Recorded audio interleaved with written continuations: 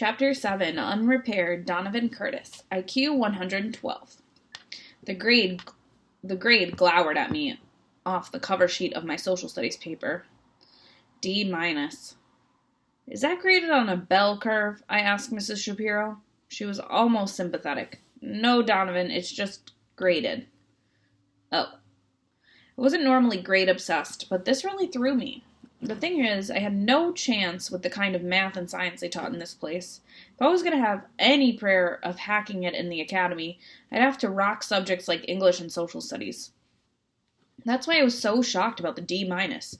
I'd worked really hard on that paper. Maybe I hadn't aced it by gifted standards, but I'd figured I'd at least get a B. I would have settled for a C. The teacher sighed. Is there anything you want to tell me? Is something wrong? Something was wrong, all right. When the biggest effort I'd put into a school project since kindergarten pulled a D minus, yes, it was pretty fair to say that something was wrong. She interpreted my silence as an invitation to probe further. At home, perhaps? Well, it's just that I have ADD. That was pure blind inspiration. Sanderson had ADD, and occasionally he got cut some extra slack because of it. Mrs. Shapiro's expression softened immediately. Well, why didn't you say so? I guess I was too distracted by other things. She looks a little suspicious, so I add, I really wanted to make it on my own. ADD doesn't sound very gifted. That's nonsense, she reassured me. You'd be astounded how often giftedness is accompanied by some sort of learning disability. She handed the paper back to me. Why don't you work on this for another week? I didn't like the sound of that. Well, and then we'll see what we can do about raising your grade. Maybe there was more to this learning disability racket than met the eye. After all, ADD was just the beginning. With a little extra effort, I could work up a case of obsessive-compulsive disorder that could knock your socks off. And what about dyslexia? That could be just the ticket to ward off any D minuses that might be coming down the pike in English. I put my all into the social studies paper, and Mrs. Shapiro grudgingly upped me to a C. I fared no better in English class, dyslexia or not. C minus was the best I could come up with, and that was a stretch. Have you ever read Beowulf? Even the cliff notes could kill you. I expanded my list of disorders. Restless leg syndrome was a good one. It explained all my fidgeting, and my non-specific bladder issues allowed me to spend as much time in the bathroom as outside of it. I had this recurring nightmare that all my teachers got together and compared notes on my various illnesses, weaknesses, and diseases. At the end of the dream, an ambulance pulls up to the academy to haul me off to intensive care. But when the attendant takes off his surgical mask, it isn't a paramedic, it's Dr. Schultz. Then I'd wake up choking and spitting because Beatrice was sleeping on my face. Yes, the chow-chow was still a fact of life. I should say a fact of my life, since she totally loved me. Props to Katie, she tried to help out, but every time she got in the same room with her husband's dog, Beatrice growled her off. All the mutt wanted was me.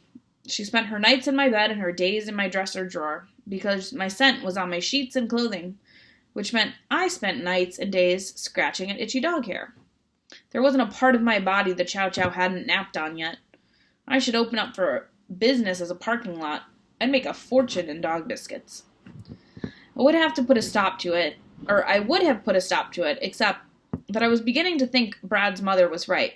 Beatrice really was sick. Her energy level was absolute zero, and she ate nothing at all, which was amazing because her stomach seemed fatter than ever. Nussbaum's pet snake had more get up and go. When the cold-blooded animals are livelier than the warm-blooded ones, you know you've got a problem. Katie was freaking out.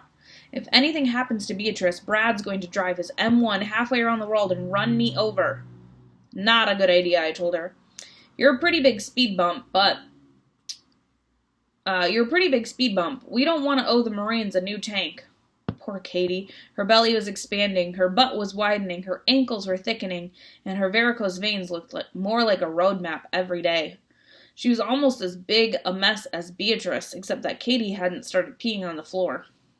That unpleasant surprise came in the form of a warm puddle on the carpet as I made my way downstairs for breakfast.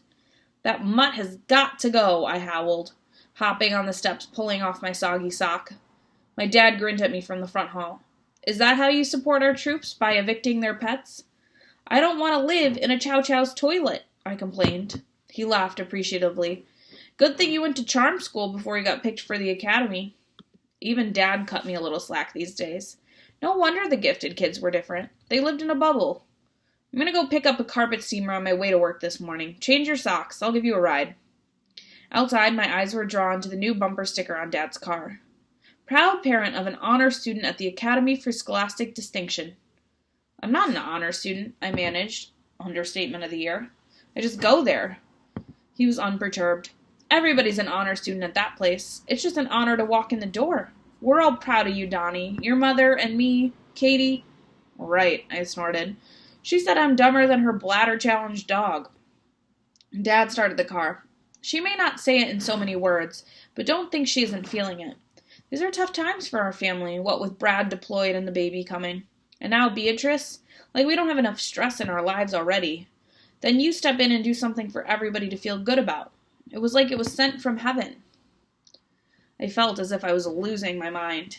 Hiding out in the gifted program and carrying the emotional well-being of my entire family, no pressure. In the small appliance shop? At the small appliance shop, I hung back while Dad spoke with the salesman. There was a copy of the town paper lying open on the cashier's desk. I nearly threw up my breakfast when I read the banner headline. Repairs in limbo thanks to Statue Gate. Physical education classes at Hardcastle Middle and High Schools are being held outdoors despite the frigid winter temperatures.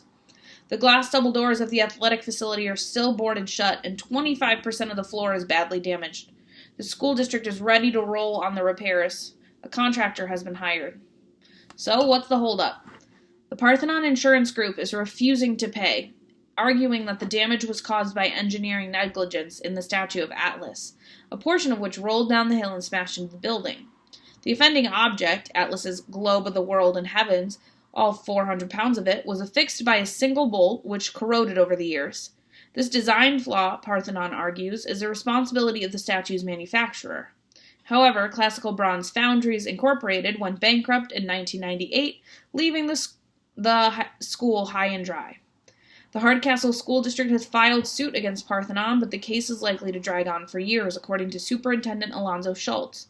In the meantime, the physical education program is out in the cold. All varsity basketball home games have been relocated, and even the middle school's annual Valentine's dance will take place elsewhere. Dr. Schultz holds out little hope for an early resolution unless he can track down a person of interest in the case. Yikes.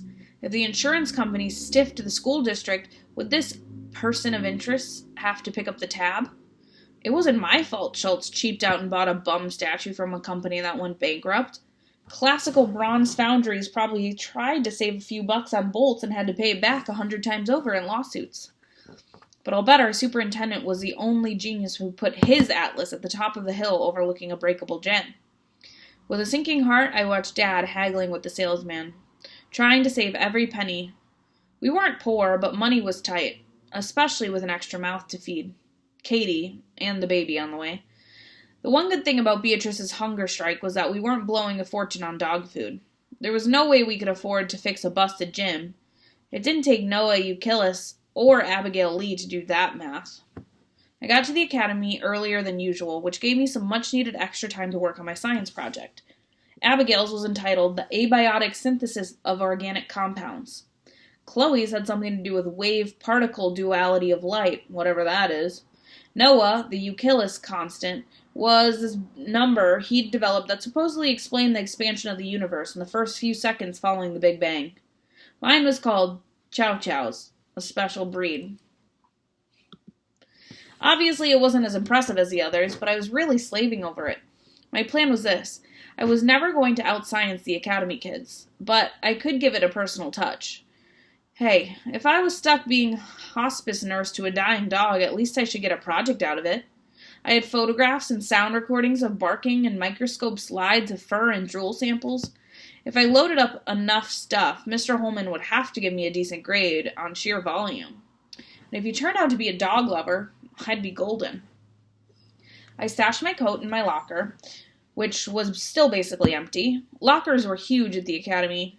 I'd never seen it, but supposedly one kid kept a full tropical fish tank in his, plugged into the built-in power strip. Unlike Hardcastle Middle with its no phones during school hours rules, the Academy encouraged its gifted students to have laptops and smartphones charged up and available at all times. You never know when the research bug might hit, Mr. Osborne was fond of saying. It made me smile that Noah, apex of the IQ pyramid, now used his BlackBerry purely for watching YouTube. The robotics lab was deserted when I got there. "Hey, Tin Man," I said, greeting him in a low voice, bestowing a very gentle high five on one of the lifting forks. Call me crazy, but it sort of pleased me that the robot had a name thanks to me. Just like it pleased me that I was now Tin Man's first-string driver for the robotics meet. I know that must seem pretty stupid coming from someone who was in such big trouble in every other phase of his life. Standing there next to Tin Man, I happened to glance over to the teacher's cluttered desk. There was an internal memo form on the top of the mess. My eyes froze on the subject line. Summer school. It had to be about me. Who else in this class of brainiacs could possibly need summer school? In the interest of self-preservation, I had to read it. Oz, as we feared, the district has been unable to find a certified teacher to offer human growth and development to your students who have, unfortunately, missed it. Summer school appears to be their only option. The kids who are affected are Chloe Garfinkel, Abigail Lee, Noah Euclid. That was as far as I got before Mr. Osborne came in and caught me snooping. "Donovan, step away from my desk." I was too blown away to worry about whether or not he was mad. "Summer school," I exclaimed, "for those guys?" "It's none of your business," the teacher interrupted sharply. "It doesn't affect you at all." "But why would the smartest kids in town need summer school?" I persisted, bewildered. "What's human growth and development?"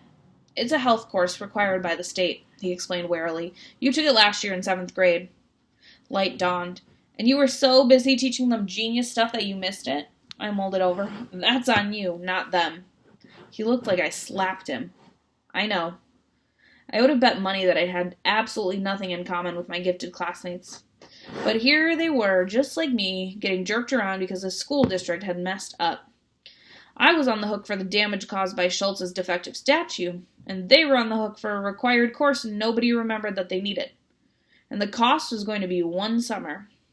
"So teach it to them," I concluded. "Those guys, it won't take 10 minutes before they know it better than you."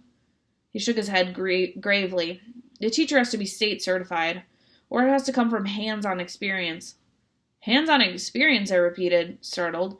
"They want that? Isn't it all about, well, you know?" "Physiology," he interacted. "Adolescence, body changes." The seed of an idea began to germinate in my mind. "What else?" I prompted. "Reproduction." Katie folded her arms atop her big belly. "You're out of your mind," she told me.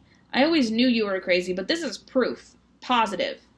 "Don't be like that," I wheeled. "It won't cost you anything except for a few trips to the school. Why should you care? You'll be pregnant anyway." "It won't cost me anything?" she echoed. "How about my privacy, my dignity, my self-respect, my right to bring a baby into this world without turning into a science fair project?" "It isn't even for me," I argued. "These kids really need your help. They're in a jam." She was adamant.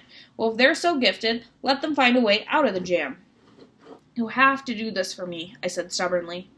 "No way, Donnie, not in a million years. I'm not crawling into a petri dish for you or anybody." I sighed. "Well, okay. Feel sorry for Brad, though." She was wary. "What's Brad got to do with this? You know? There he is, far away from home, serving his country. It'll break his heart when he finds out that his beloved dog isn't getting the care and attention she deserves." I pointed to Beatrice, who was making another liquid deposit on the rug. She shrieked so loud that it brought Mom running up the stairs. "What's wrong?" "Nothing, Mom," I called. "But fire up the carpet steamer, will you? We're going to need it in a few minutes." Katie was beside herself. "Just what are you saying?" "Do I have to spell it out for you? If I don't look after Beatrice, Beatrice doesn't get looked after." "And that's my fault?" she demanded. "She won't let me anywhere near her." "I totally sympathize," I assured her. "Bad things happen to good people sometimes. Look at the poor academy kids. It isn't their fault they missed this credit, but they're the ones who have to suffer. Just like it isn't your fault your mother-in-law dumped a dying dog on your doorstep." "Don't say dying. She's not dying. She can't—" Suddenly, Katie clued in. "You miserable, blackmailing slime bucket. This is low, even for you." I nodded in agreement. Poor Brad. She was bitter. What do you care if a bunch of nerds go to summer school? You already took this course. There's nothing in it for you. She was only half right. There was nothing in it for me, at least nothing I could explain to Katie. If this worked, I would follow Katie's pregnancy. If following Katie's pregnancy could count as hands-on experience for human growth and development, that would strengthen my ties to the Academy for Scholastic Distinction. It wouldn't make my grades any better, but it might take people's attention off how ungifted I was. The longer I could stay at the Academy, the longer I could keep up myself hidden from Schultz's justice. Selfish, big time. Something else, too. It was absolutely what James Donovan would have done. Maybe Ancestry.com wasn't such a waste of money after all. The Hardcastle gym may have been my Titanic, but we were survivors, James and me. Aloud, I said, I'm doing it because a nice person helps his friends. She rolled her eyes, but I knew I had her.